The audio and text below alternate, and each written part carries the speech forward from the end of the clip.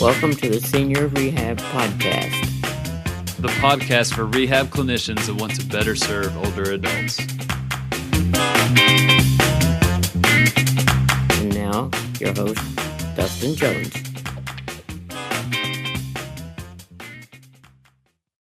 Hello, friends. Welcome to the Senior Rehab Podcast. I appreciate your download. Today on the show, we have Daniel Wrenne. He is a financial planner. Yes, he's not a physician or a physical therapist or OT or speech therapist. He is a financial planner that basically gets paid to give advice, which is not a bad gig, but he gives very, very valuable advice that can really transform lives and the trajectory of where people head in their journey. I'm actually one of his clients, and he has helped me tremendously in kind of getting a bigger picture of the assets that my wife and I have, our money, what goes into the house, what goes out of the house, and how to plan appropriately for the good and the bad days.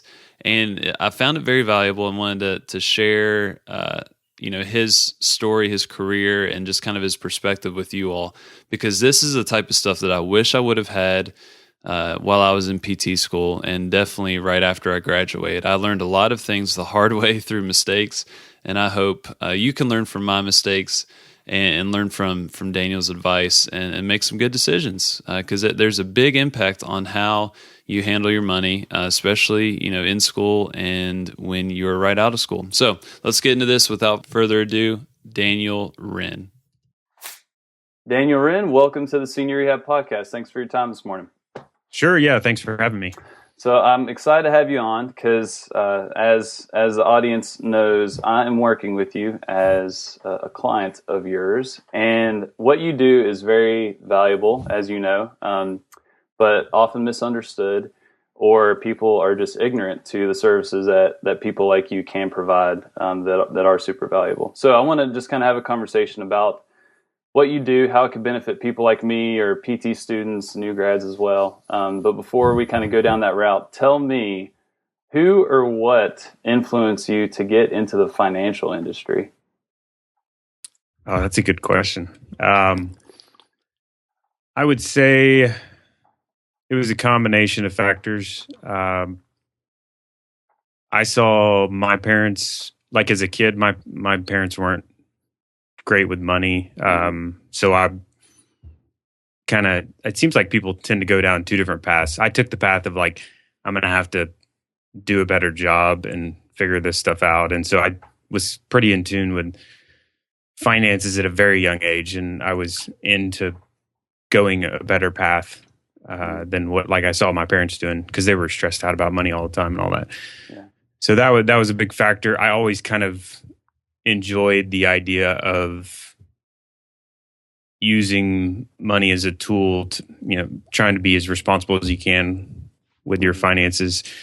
So that was a big thing. And then the other thing was just out of college, I had a grandfather that was kind of in the industry, in the financial services industry, and he kind of influenced me, and the two of those together are pretty much how I got in. It was 10 years ago, ridiculously. Man, 10 years. Gosh, I'm getting old, man. No. Not at all. Your experience.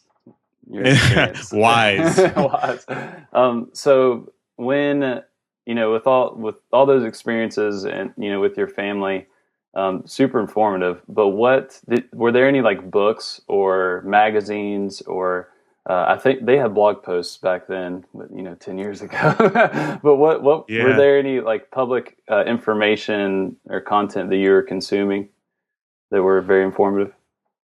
Back then, not really, honestly, because I, especially in like high school and before, like we didn't even have a computer in my house. Like I had to go to my buddies and do dial-up internet if I wanted to. Oh my. Read on the internet. So I read nothing outside of books that I got. And the books I got were not great. They were like get rich quick stuff. It was not ideal. So in college, I guess I learned from being a finance major, but it really wasn't much of an influence. So I was kind of going in blind a little bit. Like I was pretty much totally ignorant, and I just knew I wanted to do the general deal, and so I was very influenceable, I guess. Yeah. So you took your grandfather's advice. You went to school, studied finance. What did you do with that degree? In finance, like what did I study? Well, no, after you got your degree. Yeah, so I went straight into financial services. Like I got out 10 years ago. I went to University of Florida and finished and started with a insurance company, basically selling insurance, but like with a financial advice kind of twist. So like we called ourselves financial advisors. So I guess I would say I was in financial services. I wasn't doing what I do now, but I was talking to people about their money straight out of college. Wow. So you were talking to people about money, giving financial advice, but your main method of profit was it a commission based? Yeah, I was selling insurance to make a living. I was basically, giving advice. So how? Oh, sorry. Keep going. And making a living by selling products. So, which is not the best model. So, what are just in your experience? What were some of the difficulties or problems that you came across in that job? It's a major conflict. I mean, it's like, first of all, I was ignorant and I was giving advice. So that's always risky. Yeah. Fortunately, I made it through, but I should not have been giving advice. And in addition to that, it was like huge conflicts. So it's like you tell somebody to do this, you get paid nothing. You tell somebody to do that, you get paid, $3,000. You tell somebody to do that, you get paid $30,000. It was like ridiculous how much variance there was in the advice you gave. So that naturally, it'd be like anybody in the medical profession getting paid to recommend, so like prescriptions or specific solutions. That's a conflict. So that was the major issue I dealt with. Yeah, I have a similar conflict of interest right now in my work because I'm compensated by how much I do and how many times I see people because I'm paid per visit. So, I in my mind, if I disassociate money from the situation, I would say I would probably recommend, me coming by one time a week and checking in with this person. But there's a big financial incentive to recommend a 3 times a week frequency of physical therapy, which can be challenging. Because that conflict of interest is definitely there. So you had this in your work, this conflict of interest that you were very aware of and how it was influencing you. What did you do about that? Well, I wasn't aware of it at first. Okay. So like, what made you aware of it? Time, probably more than anything, and listening to people. Yeah. Like when I got out of college, I was kind of like hard-headed, like go-getter, like I'm going to run through that brick wall and it doesn't matter what anybody tells me. So I had to like screw up a lot, and experiences and people that I trust saying, conflicts are real. And then finally opening up my mind and like realizing that maybe it was influencing what advice I gave people. Yeah. And then maybe starting to realize, wait a minute, I am human and I'm certainly flawed. And so it's almost like if I put myself in a situation to have conflicts, I'm going to screw it up because I'm human. I came to that conclusion over time, but it just took time and experience and help from other people. But it wasn't, I wish it would have been instant, but it wasn't. Yeah. What did you do with that in terms of what changes did you make once you realized, the situation that you were in? I started out by just trying to sell less of the conflicted types of products. But that didn't really fix it. I was still making money by selling products. So ultimately, I had to leave and start my own business, basically, and totally flip it. Yeah. So tell us about your current business. So yeah, basically why I started my business was to get rid of the conflicts and increase transparency. And so basically what I do is just financial planning, just advice, no products. And we do it on like a flat fee basis. So in my mind, like that was the ideal setup to make it as transparent and conflict. It's never going to be conflict free, but as less as few of conflicts as possible. And most of the people we work with are young medical professionals with lots of student loan debt. Yes. A lot of the listeners to this podcast will resonate with that as well. I don't have too many physicians that I'm aware of that listen, but lots of PTs, occupational therapists, speech therapists. And, we may not have as much debt as a lot of medical students coming out, but a lot of the same issues, maybe just on a different scale. So let's dive into this kind of population that you're working with, these physician clients. So let's say as students, as medical students, and we'll throw in residents as well, because they're still, in training. What are some of the biggest mistakes that they tend to make during that phase of life? Yeah, I would say the biggest one is just not having any plan, like going like with the flow, like just kind of rolling. That's always, everybody kind of knows that in the back of their mind. If you don't have a goal, you're just gonna kind of meander around. So what I notice is I guess it seems like people, it's easier to make excuses. It's like, well, I'm not getting paid, or I'm not getting paid that much, or I'm living off student loans. Like, why do I need to do a plan? But like, that's actually even more of a critical time, because you're like establishing all your behaviors for the future. So what I notice the biggest mistake people doing is like they just are aimlessly kind of financially rolling through, not really having an intentional plan. Yeah. What are easy steps that you typically recommend for those meandering students? Yeah, I mean, a lot of it is just asking yourself or having somebody else ask yourself, or have somebody else ask you questions. So like, why, what's most important and why? Like, why are you doing what you're doing? Why are you in the profession you're in? Why are you wanting to do this, that, and the other? And what are your long-term goals? What are your short-term goals? You can ask, there's a bunch of different questions you can ask yourself. And people like us, like we've talked enough. I know you're kind of a more goal-oriented type.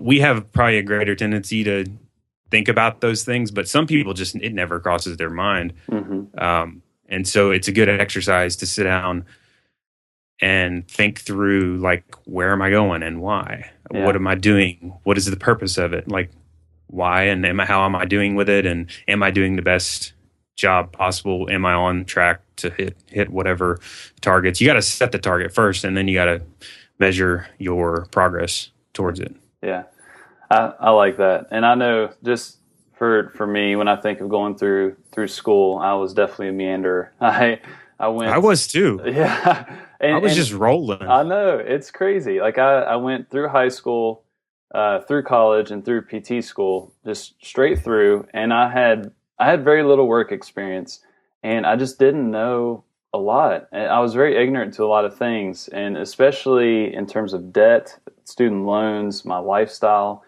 and just kind of cruised through. And, I didn't get into any, kind of difficult situations, but looking back on it now, my gosh, thank goodness that I didn't, because I just had no clue. I tried to be, frugal, in terms of, I won't spend a whole bunch of money, but it wasn't quantified. I didn't know why. I didn't know where I was going, and just kind of floating through. And a lot of my classmates were like that too. Just especially with the student loans, it was funny money. We clicked the button, we got tens of thousands of dollars put in our bank account, and for a lot of us that kind of haven't been in the real world too much, we didn't see the gravity of what that really meant, especially making a physical therapist salary. Those student loans that's a big deal, but a lot of us held it pretty lightly. So Yeah. I know you deal. That's probably one of the biggest issues that you work with, especially with the medical students, residents, and kind of the newer physicians. What for most people coming out of school, like medical professionals, what's some of your common advice on student loans? I know that depends greatly on the questions you ask them, but kind of, I guess, what are some of the common mistakes people make with student loans, and then what are some of the common recommendations that you give? Yeah. So like we'll go with the scenario of somebody like just kind of transitioning out of, say, medical school or any training into where they're actually making an income. Mm-hmm. So for that group, let's say they've already taken all the debt they're going to take out. It's already done, and so they're starting to get into repayment mode. So the biggest mistakes that I see, it goes back to the whole plan thing. Like they're just kind of, they don't even know what their plan is to pay off the debt. So it's like, okay, well, let's start there. Yeah. So there's no plan. People are, like, for instance, on public service loan forgiveness, it's a little bit, are you familiar with public service loan forgiveness, PSLF? Yeah. Tell us, give us some details on that. Yeah, so that's the government forgiveness program for federal loans. And so the way it works is if you pay back loans, your federal loans, in a certain qualified repayment plan, and you make 120 payments, or essentially 10 years worth of payments while working for a not-for-profit or government employer, you get, at the end of the 10 years, all of the remainder forgiven, and it's tax-free. So it's not a taxable event. So it's a big deal.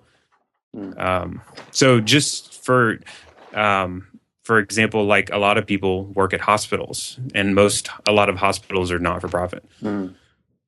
So public service loan forgiveness is a huge deal for that group of people. Yeah.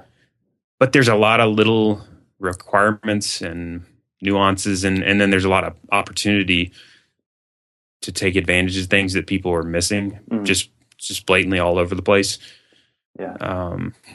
So that's a big mistake I see. Forbearance. So especially with people that go through periods of either tough financial stretch or residency or any period where it's a little bit tight, they tend to forbear on their student loans. Yeah. And so that's when you say, you basically are like, I have a financial hardship. I need to postpone or stop my payments. And it's actually pretty easy to qualify for. Yeah. But it's one of the worst moves you can make with student loans. It's basically a terrible decision for everybody. I mean, it's like worse than taking out a high interest rate credit card debt. Really? Why is that? I would just, there's about 15 different things that go bad as a result of, like, you lose a lot of the public service loan forgiveness benefits. Your interest capitalizes, which means you start getting charged interest on your interest. Ultimately, it gets a little, that's part of the problem, is it's so confusing to get into the why behind it. Like, why is it worse than credit card debt? Yeah. And people don't understand why it is. But like, I've kind of resorted to just saying, listen, it's terrible. Just don't ask questions. Just go with it. I promise it's a terrible decision. Because like half of the residents are forbearing on their loans. Like a ridiculously high portion of people are forbearing on their loans. Yeah. And they don't get it. Yeah. Yeah. That's, you can read I'll link to a blog post where I wrote about why forbearance is so terrible. Okay. Yeah. I'll include that into the show notes. Yeah. Loans are interesting. I know for me, I've had a different, experience in terms of, I guess there's a challenge for what's the best financial decision in terms of the numbers and the money as compared, and then factoring in kind of the emotional aspects of it as well. So, I mean, you know our situation in terms of loans. You know, for the listeners, my wife and I were very aggressive with loan repayment, and it wasn't the best financial decision in terms of numbers, but in terms of not wanting to have that burden over our shoulders and that influence, you know, what we do in terms of, you know, say my wife, if she hated her job as a physician, she wouldn't have that burden of, you know, 6 figures of debt just kind of hanging over her head, keeping her in a job that she hated. And that's something that I didn't think of out of school, but then through, you know, podcasts and blogs and whatnot, just to hear people, you know, just to hear people talk about how valuable it is to have that emotional aspect factored in to student loan repayment. What's your take on that? Have you experienced that in your own life or with some of your clients in terms of managing, you know, the numbers and what makes sense financially with kind of the emotional, kind of big picture side of things? Yeah. So like the getting aggressive, like idea of knocking out student loans. I've seen people, I think that's great. Like I am a fan of the idea of having, there's people that have 2% interest rates on loans. Like, so they're really low interest rate loans but like a debt is a debt. And there's a lot of emotional benefits that come with not having a debt versus having it. So it's not just about the numbers, but there's always the balance. So I've seen people take it too far. Yeah. I've seen people get so far away from the numbers that they miss opportunities. So for instance, on student loans, they're so focused maybe on the debt and getting rid of it that they don't refinance it. And they're, you know, missing out on some interest savings. It's really easy money. Yeah.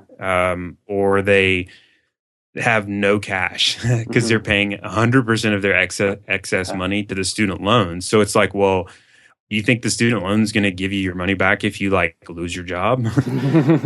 Probably not. Or you get disabled or something like that. It's like, let's maybe just get a little bit of a buffer first and then start getting really aggressive with your loans. So I'm all for that idea. I love the idea of being like financially independent. And that's kind of a step towards that direction. But like, you got to kind of keep in mind, balancing all the other stuff. Yeah. Yeah. And you helped me see that, cause we definitely were that couple hitting the loan super hard and did not have a buffer. And looking back on our situation now, I mean, if something would have went wrong, we would have been in a very, very difficult situation, but thank goodness, you know, we got through that. But, so say like a new grad coming out, we'll stick with kind of the PTOT speech crowd. You know, you may have 6 figures in debt. You know, you're going to come out making, who knows, 60 to 80,000 a year. For most people, what's the priority list coming out of school and getting your first job? I would say cash flow has to be number one. Talk about that. And so cash flow is not budgeting. It's a little different. So most people think budget when I say cash flow. So a budget is analyzing your expenses is what I would call a budget. So cash flow is looking at your collective, like all the money that comes into your house and then all the money that goes out and a general view of where it's going. So that's what cash flow is. It's a little different. I would consider it different than budgeting. So do you include taxes into that? Yes, for sure. All right. So like the reason cash flow is almost like, I would say pretty much 99.9% of the time should be the number one priority. Because like, how else are you going to, I mean, where does everybody's wealth come from? I mean, unless you win the lottery or you get a big inheritance or something, like where's your money going to come from? Where's your wealth going to come from? Or how are you going to pay off the student loans?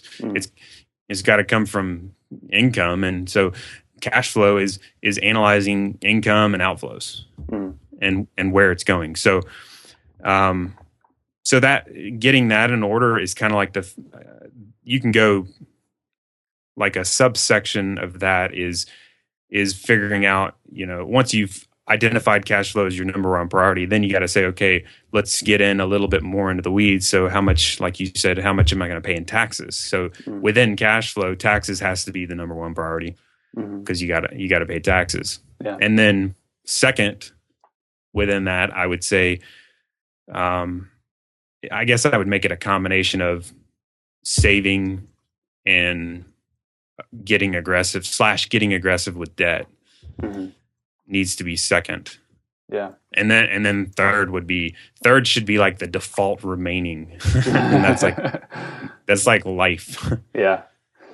Yeah. So like here's what most people do is they get out of training and they're like, oh, I'm going to make 80 grand. And that's pretty sweet. So, and they move or something, or they're like, for whatever reason, a lot of people buy a house at that point. That's kind of the first thing I see people doing a lot of times.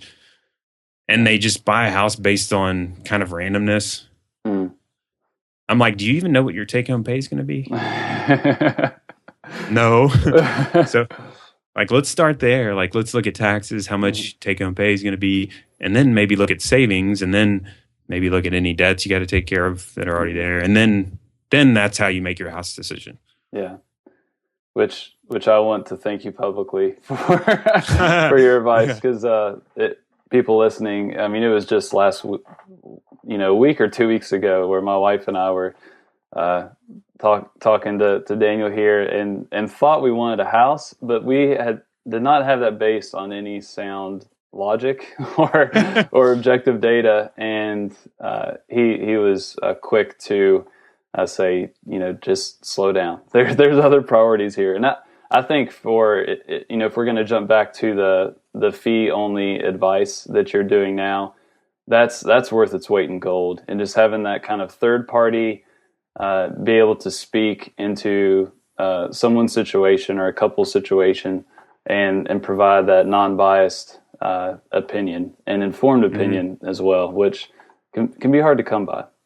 Yeah. So like when I was selling stuff for money, it was very hard for me to focus on cash flow. Like I didn't get paid to do cash flow. Even though it was the most important thing in your book. I mean, it wasn't like, I guess I had convinced myself that insurance and stuff like that was more important. And it was more, it's really hard to understand why everybody thinks that they're honest. I mean, and completely ethical and not going to be affected by conflicts. But yet everybody is, it seems like. I mean, I don't know anybody that's immune to it. So that affected me. It may not have been like to where I was doing bad stuff necessarily, but I certainly did not have near the focus on cash flow as I do now. Like I would say, focus on, you got to get disability insurance before you do anything. Yeah. And that's kind of important. That's really important. But like cash flow is more, you got to be able to afford the disability insurance. Yeah. Okay. Do you have a good post on the cash flow statement on your blog? Yeah. Blog posts. Yeah. Yeah. I've written about it a ton. I can send you a couple. Yeah. I'll put links in the show notes. Yeah. For everyone. Listening. Yeah. And I have a system that I recommend, and I have it all written out on an article, and it's like I can link to spreadsheets and the whole 9 yards of how it works. And that is that is a game changer. Yeah. Like doing that versus not doing that for young people is a game changer. Yeah. I remember the first time I did one, which I haven't done them consistently like I'm going to start doing working with you, but the first time I ever did a cash flow statement was just eye-opening, because I budgeted, but it's very limited, like you mentioned before. But I remember when I just really opened my eyes and saw, say, all of my expenses in terms of taxes. That was crazy, just to see. Which I would see those numbers like on my pay stub and then when I'd fill out taxes. But it was just I didn't see the depth of it. And that cash flow statement really helped open my eyes to, a lot of people say, well, it's the biggest expense of your life is taxes. And it just really made it very, very clear, as well as many other things, but I'll never forget that. Yeah. And if for some of the people like taking out debt, like that's one thing I don't feel like they emphasize enough. It's like, maybe you should have a pretty serious focus on how you're managing your personal finance so that you can take out less debt. That's a good point. So it's just, let's, I wanted to ask a couple questions, in regards to just working with people. You've worked with, residents, new grad physicians, new physicians out, and some pretty experienced individuals. What are some of the biggest lessons you've learned in advising people with their money? That it ends up typically being about emotions, like big decisions. Most people's decisions, even the most logical, analytical people, normally they default to making big, major life decisions based on emotion. And that's huge for me because I'm kind of more of a logical type, like analytical. And so I would have probably said 5 years ago that no, I don't make emotional decisions, but I do. So it's, and knowing that personally is very helpful, just because when you don't know, it's dangerous when you don't know what's happening. It's more dangerous when you don't know what's happening. So recognizing that emotions tend to drive most decisions is what I've learned. I've seen it, so I get to see it from the outside. It helps to be the outsider, not involved. So whether it's good or bad, emotions tend to drive big decisions for most people. Yeah. So what advice would you give someone that is concerned about making decisions solely based on emotions and seeing, I mean, that's not always a bad thing, but it can be a bad thing.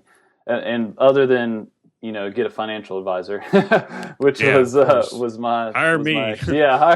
Hire you. But other than that, which I highly recommend, what would you say to someone that is concerned about being too emotional in some of these bigger financial moves? I think the best way to do it is to get another person that you trust and listen to. And plug them into whatever the situation is. Yeah. And ideally they know kind of what they're talking about. Yeah. and you have to be open to listening to them. But if you can plug somebody in that will be like the voice of reason or the objective opinion, that is huge. To do. And it could be your dad or your grandpa that knows, money pretty well, or whoever, or your mentor or whoever. Yeah. I know for me, it was my father, and, which was working really well. But then as, I got married and, we as a family had some bigger decisions to make, I started to see, it's so easy for biases to come in. And not saying that my father was acting or was giving poor advice by any means, but I just foresaw that, man, it'd be good to have someone that's just not connected to me or Megan at all. Like my dad used to be mine as well. But he gets caught up in the emotion too. I can get him hyped up really easy. Yeah. And then all of a sudden we're both all hyped up. And so that kind of kills the whole unemotional aspect. Yeah. Then you end up buying a bunch of rental properties and leasing cars and all that fun stuff, right? Well, that's one of my dad's pieces of advice is to buy tech stocks in 2000 and or 1999 or 2000, whenever I did that. Oh, the bubble, right? Is that when? Yeah. Oh boy. I lost 90% of my wealth at the age of 16. All right. That's a good lesson, though. I mean, Yeah. learn the hard way, but yeah, Yeah. it's easy to see how that's informed your perceptions now. It's pretty cool. Right. But my dad was I kind of talked to my dad, so that was good. But the problem was my dad didn't know what he was really talking about. So say the listeners want to get a third party with as little bias as possible to be able to give them advice in their financial situation. What are some big questions to ask people like you, the people that are financial advisors?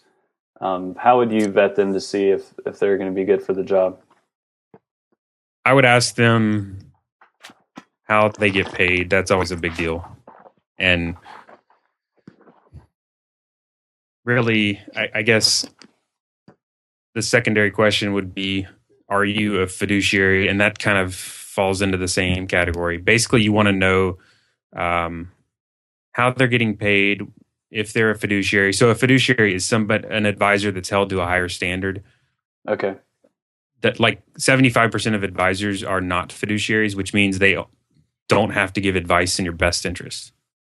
Wow. Does that make sense? Yeah. So would that be like a doctor not taking the Hippocratic Oath? Correct. So 75% or more of financial advisors have not taken the Hippocratic Oath. And they don't have to tell you about that. So like, but the minority of them have like opted into saying, well, I don't care what the rules are. We're going to take the fiduciary. We're going to be calling ourselves fiduciaries. So that's an easy one to ask about. Everybody should be a fiduciary. If I'm recommending somebody, I'm saying they got to be a fiduciary. They got to be, ideally they're fee only. That means they only make money from fees from their clients. For young people, I would suggest finding somebody that focuses on financial planning as opposed to asset management. So I would ask the person, like, of your business, how much of it is focused on managing money versus helping people and giving advice on financial planning. And another question I would ask is, how many people like me do you work with? Okay. That's a good like point. of your clients, how many clients do you have, period? Like maybe they have 2 clients, they just got started and you're like, Yeah.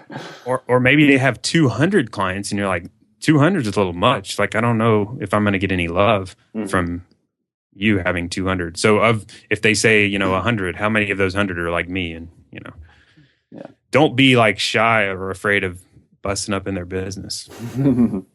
You're going to be paying them, to help you. So that's a good point.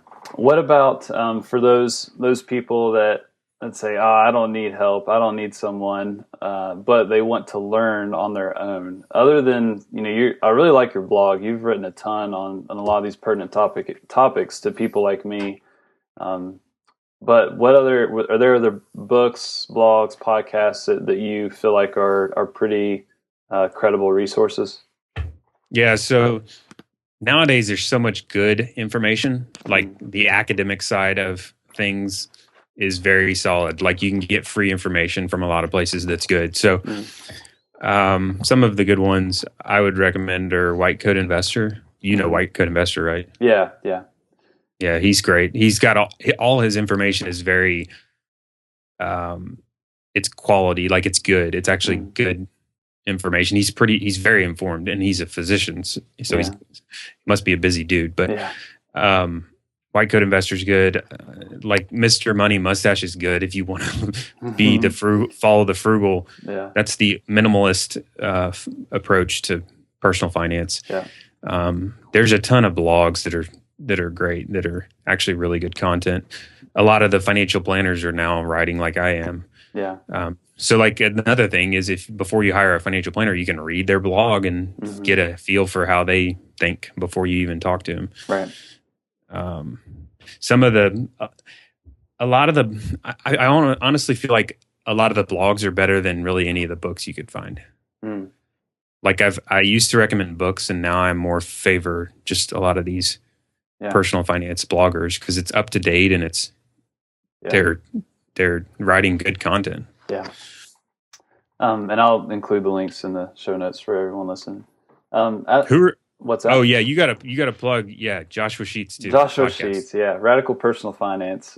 He's solid. He's got his material. He's got spot on like good academic material. Yeah. His podcast on average will run about an hour and a half in length. So for people listening, it's very dense. If you are not a home health PT, I don't know if you'll enjoy it or have enough time to listen to it. But yeah, I mean, I spent a whole year just absorbing his content just because I realized of how little I knew about my finances. And he was super helpful. He's actually he was a big motivating factor in me starting the podcast, just because he would just talk about his journey with starting his business. And yeah, he's a big motivating factor.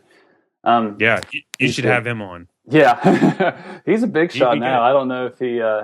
He's a super nice guy. I bet he would be totally happy. Yeah, to help. I may have to do that. I'd love your opinion on this as well.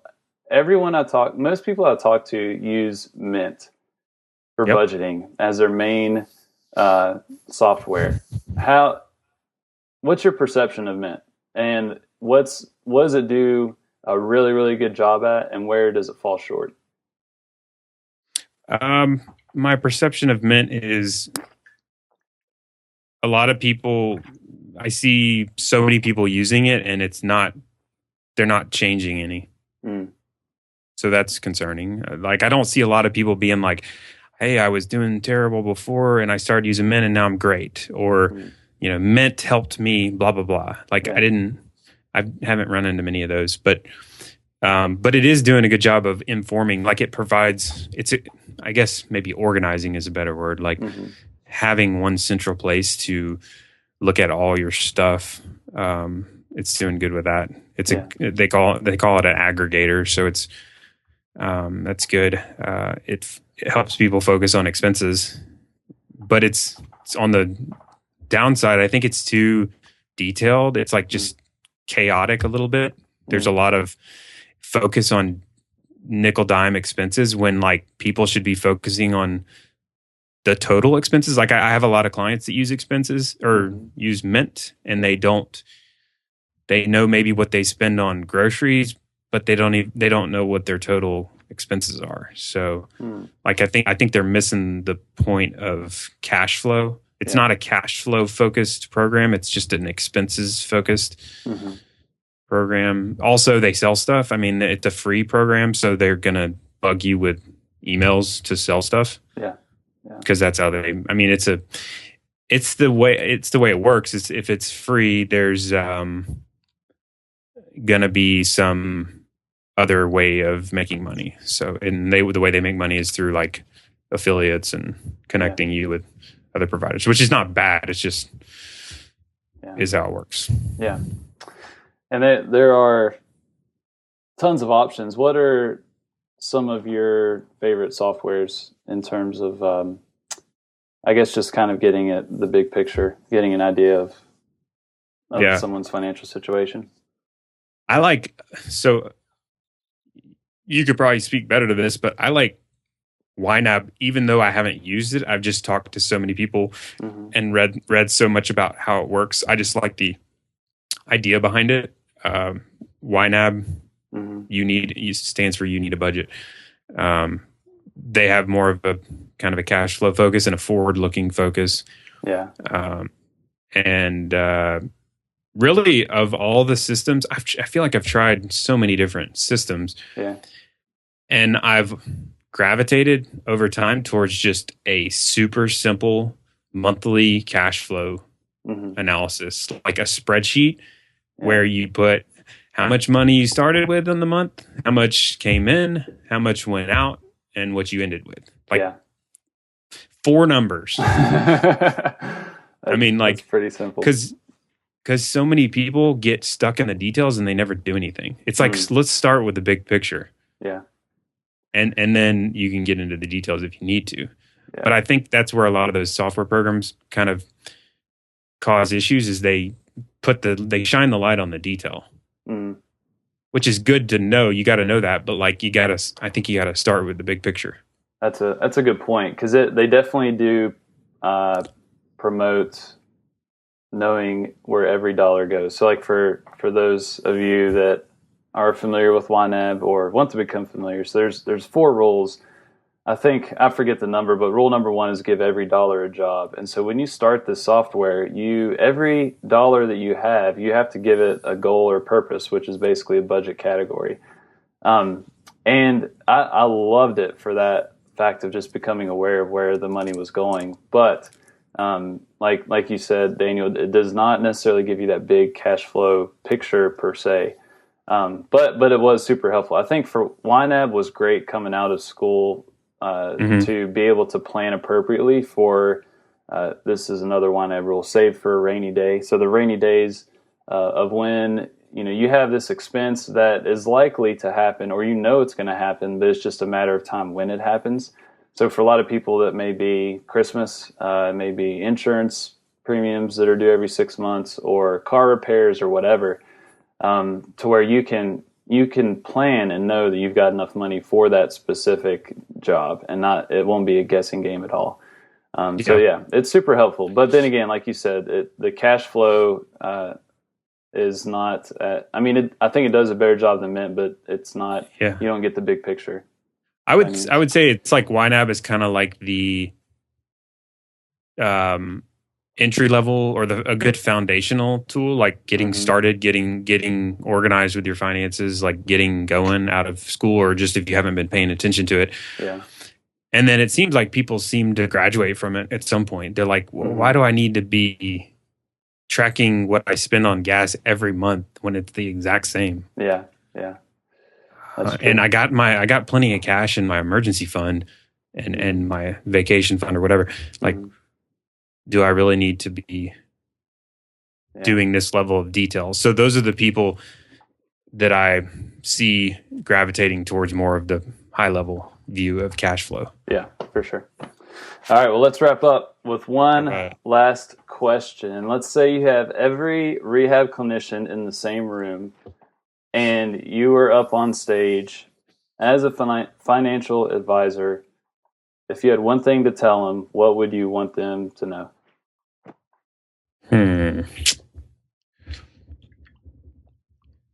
That is a good question. There's so many things. Yeah, I know. One thing. I got 10, but let's do 3. No. One's fine. It's better for one. What is most important to you? Like, identify what's most important to you. What's the significance of that question? What's the impact of that? You feel like if someone's able to answer it? I have the privilege of asking people that question over and over again, and what I realize is like 90% of people aren't clear on their values and what's most important to them. And I think it's absolutely critical to know like your why, like why do you do what you do and what's most important to you. That's awesome. And that's a big deal. Yes. Most people struggle with that. I like it.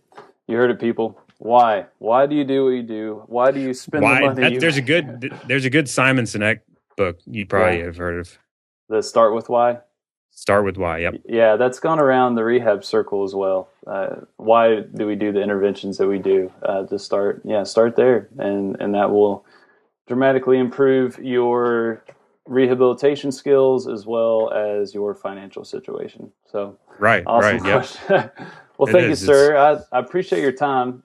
Sure. If people want to pick your brain, ask you more questions, just learn more about you, where can they find you on the interwebs? You can find me on my website is www.wrenne financial, which is spelled WRENNE financial.com. My email address is daniel@wrenne, WRENNE financial.com. And then I have, I'm on Twitter, it's @Wrenne Financial. So Google Wrenne Financial. There's not a lot of Wrennes out there. So WRENNE is a little weird spelling, but there's not a lot of those out there. So yeah. And I'll link these in the show notes along with some of the blogs you mentioned and some of your posts regarding cash flow and student loans. So thank you, sir, for your time and just sharing some of your experiences and wisdom with people like me. And I know a lot of people will benefit from this conversation because, so many people just go through school, they get their job, they're just chugging away, trying to stay afloat in the clinic and let some of this stuff kind of float by, which is a shame. So, yeah, I think they'll find a lot of value in this. I appreciate your time. Awesome. Yeah, no problem. Hit me. I appreciate you listening to the Senior Rehab Podcast. The show notes can be found at seniorrehabproject.com, as well as some other helpful services and products that are offered at a discounted rate to you, the amazing people that listen to the Senior Rehab Podcast. So, until next time, my friends, please do not forget to stay funky.